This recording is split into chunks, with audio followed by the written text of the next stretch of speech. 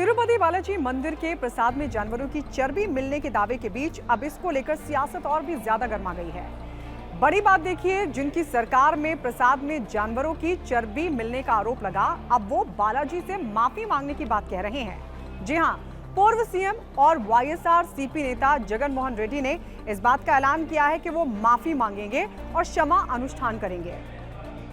YSR Congress party chief और आंध्र प्रदेश के पूर्व सीएम जगन मोहन रेड्डी 28 सितंबर को तिरुमला जाकर भगवान वेंकटेश्वर के दर्शन पूजन करेंगे और क्षमा अनुष्ठान करेंगे। लेकिन बड़ा सवाल ये है कि क्षमा यानी माफी क्यों मांगना चाहते हैं जगन का वो ट्वीट भी हम आपको दिखाएंगे जिसमें उन्होंने माफी की वजह भी बताई है और साथ ही आपको ये भी बताएंगे कि जगन के इस ऐलान पर बीजेपी टीडीपी ने जहां एक तरफ सवाल खड़े किए तो वहीं जगन से एक ऐसी मांग कर डाली है जिसे मानना जगन के लिए बहुत मुश्किल भरा हो सकता है, क्योंकि जिस अग्नि परीक्षा की बीजेपी टीडीपी मांग कर रहे हैं उससे जगन दर्शन के दौरान हमेशा भागते रहे हैं। हालांकि सवाल ये भी है कि क्या इस बार वो दर्शन से पहले ये अग्नि परीक्षा देंगे या फिर नहीं। बड़ा सवाल ये भी है कि जगन तो कहते रहे हैं कि सारे आरोप झूठे हैं, तो फिर अब माफी का क्या मतलब है, और अगर ये माफी पछतावा है तो फिर पहले क्यों नहीं मांगी, ये भी अपने आप में बड़ा सवाल है। प्रसाद में हुए महापाप के पीछे आंध्र के पूर्व सीएम जगन मोहन रेड्डी का असल मकसद क्या है, चलिए आपको समझाते हैं। प्रसाद में महापाप का मसला अब कैसे माफी तक आ पहुंचा है।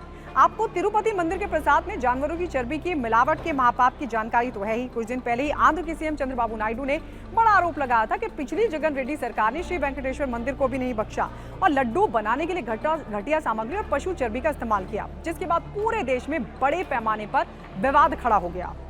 मंदिरों में प्रसाद की व्यवस्था को लेकर बड़ी चर्चा शुरू हो गई। मंदिरों को सरकार के नियंत्रण से मुक्त करने की भी मांग उठने लगी और फिर इसी बीच तिरुपति प्रसाद में मिलावट को लेकर एक जांच रिपोर्ट भी सामने आई जिसमें यह दावा किया गया कि वाकई तिरुपति के प्रसाद में ऐसी मिलावट हो रही थी। लेकिन जगन बार बार ये कहते रहे कि झूठ है, उनके खिलाफ साजिश हुई है। पहले उनके इस स्टेटमेंट पर गौर कीजिए जिसमें उन्होंने कहा कि मैं अलग धर्म से ताल्लुक रखता हूं, इसलिए मुझे बदनाम करने की कोशिश कर रहे हैं। जनता सच्चाई जानती है।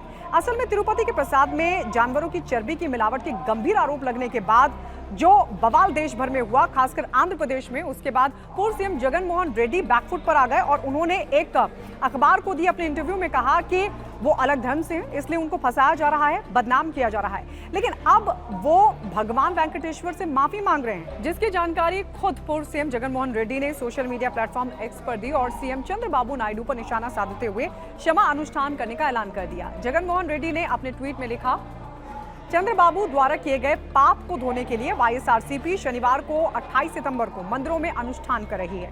प्रसाद में जानवरों की चर्बी की मिलावट नहीं हुई थी, लेकिन चंद्रबाबू नायडू ने झूठ बोला और मेरे खिलाफ गलत प्रचार किया।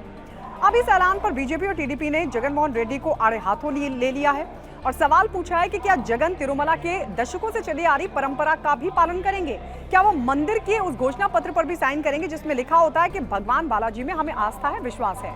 उधर बीजेपी की मांग है कि जगन तिरुमला पर चढ़ाई करने से पहले अलीपीरी में गरुड़ प्रतिमा के सामने अपनी आस्था की घोषणा करें, उसके बाद ही उन्हें मंदिर में एंट्री मिलेगी। अब समझिए कि प्रथा क्या है और क्यों जगन मोहन रेड्डी ने इस प्रथा को निभाने की जो मांग है उनसे की जा रही है। असल में हिंदुओं के अलावा बाकी धर्मों के वो लोग जो भगवान बालाजी के दर्शन करना चाहते हैं, उनके लिए तिरुपति मंदिर में घोषणा पत्र पर साइन करने की एक प्रथा है जो बहुत पुरानी है, जिसके तहत गैर हिंदुओं को दर्शन करने से पहले वैकुंठ परिसर में ये घोषणा करनी होती है कि उन्हें भगवान बालाजी में विश्वास है। प्रथा के मुताबिक जगन मोहन रेड्डी को भी ये करना चाहिए क्योंकि वो तिरुपति मंदिर जाते रहे। लेकिन बड़ी और गंभीर बात यह है कि उन पर हमेशा आरोप लगता रहा है कि वो या तो नियमों को ठेंगा दिखाकर गए हैं या उनकी सरकार होने की वजह से मंदिर प्रशासन ने नियम में बदलाव कर दिया। अब चलिए आपको बताते हैं कि कब कब जगन मोहन रेड्डी दर्शन करने के लिए जा चुके हैं। मई 2012 जगन तब कडप्पा से सांसद और वाईएसआर कांग्रेस के अध्यक्ष थे। उनके साथ कई कार्यकर्ता भी मंदिर पहुंचे थे, लेकिन आरोप यह है कि किसी ने भी घोषणा पत्र पर साइन नहीं किए थे। सितंबर 2019 मुख्यमंत्री बनने के बाद जगन मोहन रेड्डी तिरुपति मंदिर गए थे। सितंबर 2020 मंदिर के सालाना ब्रह्मोत्सव में शामिल होने के लिए वो गए थे, लेकिन इससे पहले ही मंदिर प्रशासन पर यह आरोप लगा था कि सीएम जगन की यात्रा के लिए घोषणा पत्र फॉर्म को रद्द कर दिया गया है। फिर सितंबर 2022 कोरोना काल के बाद भी जगन तिरुपति मंदिर गए थे।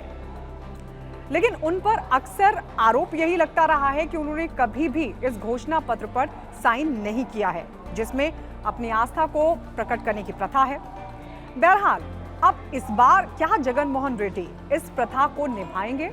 भगवान बालाजी में अपनी आस्था प्रकट करेंगे, ये बड़ा सवाल है, या फिर हर बार की तरह वो दर्शन करेंगे और वहां से चले जाएंगे? सवाल ये भी है कि आस्था पर आखिरकार राजनीति क्यों हो रही है। इसी के साथ इस वीडियो में फिलहाल इतना ही। देश और दुनिया की बाकी खबरों के लिए आप जुड़े रहिए रिपब्लिक भारत के साथ।